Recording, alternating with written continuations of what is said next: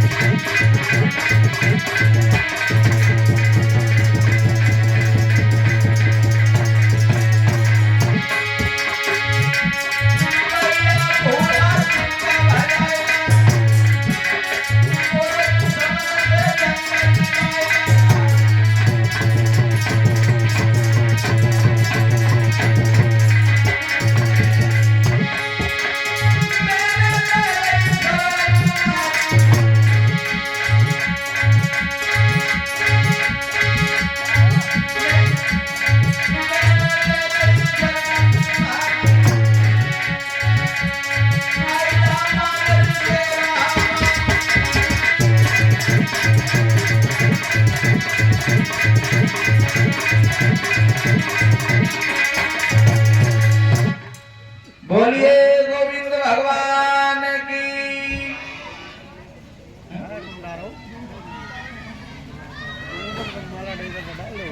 आज भी हमारे समस्त श्रोता बंधु प्यार करने होगे नन्हे मुन्ने बच्चे। ए बच्चों शांति से बैठ जाओ, उधम मचा रहे। पिंटू बैठा नहीं जाओ, बैठो।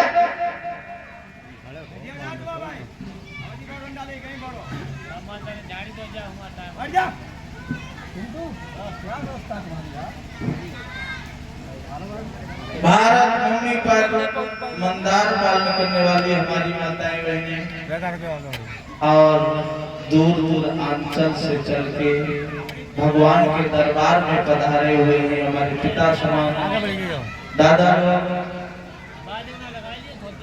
और नहीं खाली पैसे पढ़ने हैं। आइए गौर करते हैं कि किस तरीके से ध्रुव ने भगवान को प्राप्त किया था अपनी तपस्या के बल से, और अभी झांकी निकलेगी।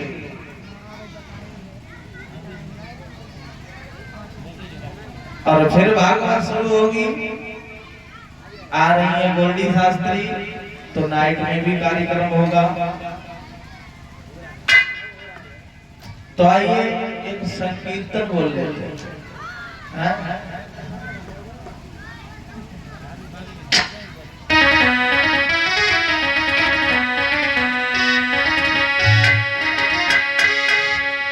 अरे राम नाम की माला, राम नाम की माला जपेगा कोई दिलवाला।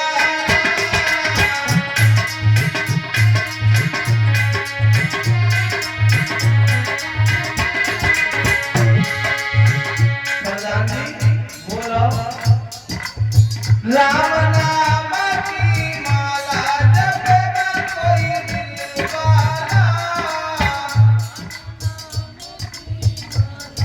बोलो मेरे तेजी से सुनाई पड़ेगा। अरे क्या माला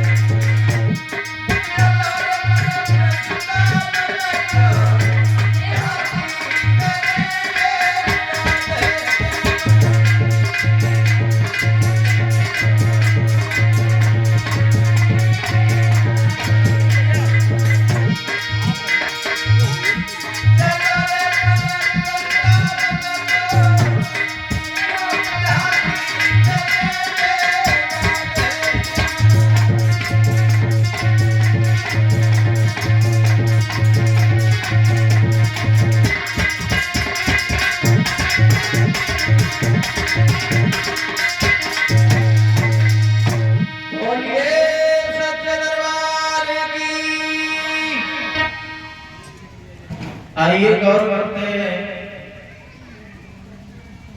व्यास के पुत्र सुखदेव जी समझा रहे हैं उत्तरानंदन परीक्षित,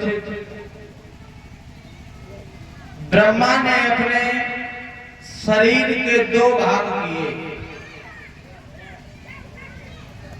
और वैसे तो बहुत पुत्रों को जन्म दिया। प्रथम रचा सनकादि कुमारा, सनक सनंदन सनत कुमारा, 4 बेटों को जन्म दिया। वो तपस्या करने में लग गए, उन्होंने वरदान मांग लिया कि हम 5 वर्ष के ही बने रहें, मोह माया से दूर रहें। मजबूरी में ब्रह्मा को वरदान देना पड़ा। फिर मानस पुत्रों को जन्म दिया। अत्रि वशिष्ठ दक्ष भृगु जाए, नारद पुलत तुला सुकहाए, तृतीयंगिरा मारे सुज्ञानी, असोद सो मम सुंदर प्राणी। जब सृष्टि नहीं चली तो ब्रह्मा ने अपने शरीर के भाग किए। स्वयं कहते हैं स्वयं भगवान शत्रुपा को जन्म दिया अपने शरीर से, एक तरफ से लड़की को और एक तरफ से लड़का। भैया और के 2 पुत्र हुए हैं, उत्तानपाद प्रिय और ये महाराज उत्तानपाद जो थे अयोध्या में राज करते थे। घर में एक रानी थी जिसका नाम था सुनीति। सुंदर नीत, सुंदर विचार वाली और सुंदर गुणों वाली, जिसका नाम था सुनीति। एक बार ऐसा हुआ, प्रियव्रत उत्तानपाद के भाई प्रियव्रत वन में शिकार करने के लिए गए। उन्होंने जाकर हिरण को मार दिया। इधर ब्रह्मा जी के पुत्र देवर्षि बाबा नारद पहुंच गए और नारद बोले, तुमने ये क्या किया प्रियव्रत, तुमने इस हिरण को क्यों मार दिया? कहने लगे, ये तो हमारी इच्छा थी इसलिए मैंने मार दिया। नारद बोले, ये तुम्हारी इच्छा थी, तुमने इसको मार दिया, अब हमारी इच्छा है इसे जीवित कर दो। प्रियव्रत कहने लगे, हम जीवित तो नहीं कर सकते। नारद बोले, जब तुम जीवित नहीं कर सकते हो तो तुम्हें मारने का आदेश किसने दिया? हाथ जोड़े प्रियव्रत ने कहने लगे, देवर्षि बाबा नारद, अब हमारा किस तरीके से उद्धार होगा? देवर्षि बाबा नारद बोले, तुम चले जाओ वन में तपस्या करो, इसी तरीके से उद्धार होगा और कोई रास्ता नहीं है। देवर्षि की बातें सुन के प्रियव्रत वहीं से घोड़ा को छोड़ दिया, वन में तपस्या करने लगे। इधर महाराज उत्तानपाद राज्य चला रहे। घर में सब कुछ है लेकिन निर्वंशी थे। जिसके धन दौलत ज्यादा होती है, देखा होगा भगवान ने हर किसी को हर चीज कभी नहीं दी। अगर हर एक इंसान को, मानव को संपूर्ण इच्छा भर उसकी चीजें दे दो तब भी संसार प्रधान जी नहीं चलेगा। क्योंकि बनाने वाले ने दुनिया एक ऐसी बनाई, उसके दिल में कौन सी बात समाई जिसने ये दुनिया बनाई? तेरे दिल में कौन सी ये बात समाई जिससे तूने दुनिया बनाई, नर से नारी की जोड़ी मिलाई, बड़े बड़े शादी रचाई, बाल बच्चा वह करी कमाई, लेकिन प्रधान जी बुढ़ापे पे काम नहीं आया। काम नहीं आती है बुढ़ापे पे। और भगवान भी कहता है, जिसको हम मिलते हैं जवानी पे मिलते हैं। ईश्वर कहता है कि जिसको भी मिलते हैं वो जवानी पे मिलते हैं। कैसे मिलते हैं, अब आप लोग सोचो। प्रमाण है, भगवान राम का अवतार कब हुआ था?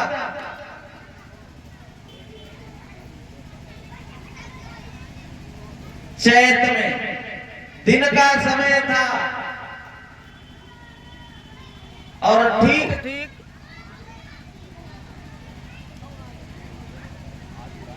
ठीक ठीक, दिन के कितने बजे थे महाराज? 12 बजे थे। जब जन्म हुआ था राम का तो 12 बजे थे ना बुढ़ापा था और ना ही बालापन था, तब थी जवानी। 12 बजे जवानी आती है। इधर रात्रि पहुंची, हाथ जोड़ा और कहने लगे प्रभु आपने दिन में जन्म लिया, हमारा तो वक्त रात्रि में है। भगवान राम बोले जाओ तुम्हारी भी इच्छा पूरी होगी, तुम मुझे ये बताओ तुम पे जवानी कब आती है? रात्रि कहने लगी हम पे जवानी आती है भादों की रात में 12 बजे। तब भगवान ने जन्म भादों की रात में लिया था, क्योंकि बहुत बड़ी काली रात होती है भादों में। तब जन्म लिया था। बुध भी पीछे लगा हुआ था, कहने लगा आपने मंगलवार को जन्म लिया। अरे हमारे भी समय में प्रभु जन्म लीजिए, अवतार लीजिए। तब भगवान कन्हैया का अवतार बुधवार जवानी में। अब आइए ज्यादा समय न लेते हुए, इधर महाराज उत्तानपाद अयोध्या में राज कर रहे हैं।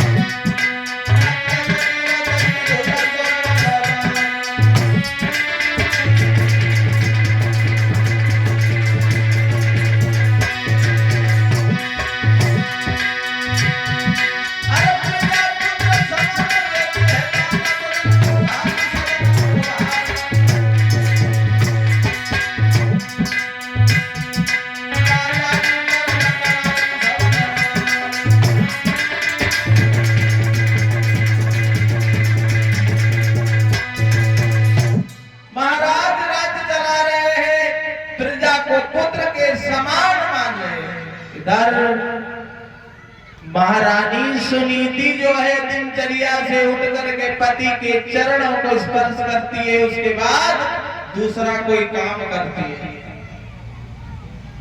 लेकिन तब और अब में बहुत बड़ा अंतर है। पहले की स्त्रियां थी दिनचर्या से उठ करके पति के चरणों को छुआ करती थी, उसके बाद कोई काम किया करती थी। लेकिन अब कलयुग की स्त्रियों में बहुत बड़ा बदलाव आ गया महाराज। कैसा? पत्नी किस लिए होती है? लोग शुभ कर्म किस लिए करते हैं? तो कवि ने लिखा है क्या?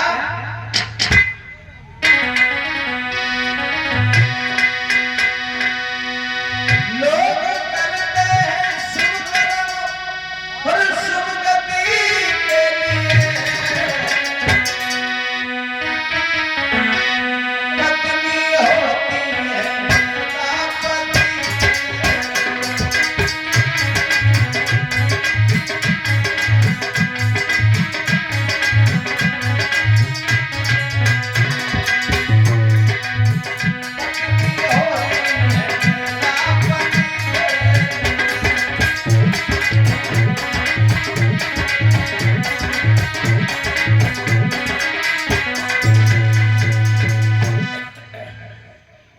पत्नी होती है पैदा पति के।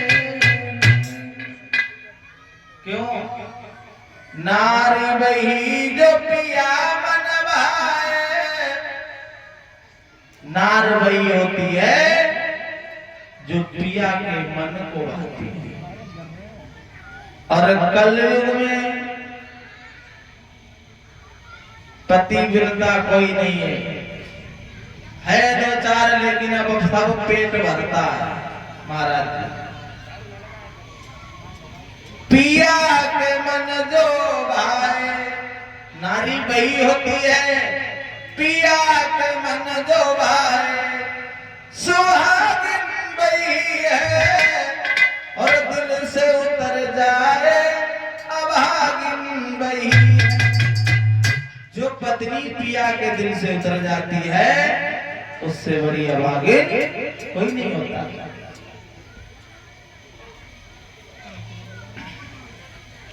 पहले दिनचर्या से उठ करके पति के चरणों को छुआ करती थी, लेकिन अब कलयुग की स्त्रियों में बहुत बड़ा बदलाव आ गया। ऐसा बदलाव आ गया दिनेश भैया, रह गया शौक केवल इनको अपनी कोठरी सजाने का। महाराज कोठरी शरीर, कलयुग में शरीर, रह गया शौक केवल इनको अपनी कोठरी सजाने का, श्रृंगार चित्र को बनाने का और फिल्मी गाना गाने। सुबह उठेगी तो सबसे पहले शीशा पे हाथ जाता है कि विद्या तुम्हारी सड़क, पति के चरण नहीं छूते, तो तब में और अब में बहुत बड़ा अंतर। रानी सुनीति जो है दिनचर्या से उठ करके पति के चरणों को छूती है, उसके बाद कोई दूसरा काम करती है। लेकिन एक दुख कौन सा था कि घर में कोई संतान नहीं थी, संतान नहीं थी। ए बच्चों बैठ जाओ शांति से।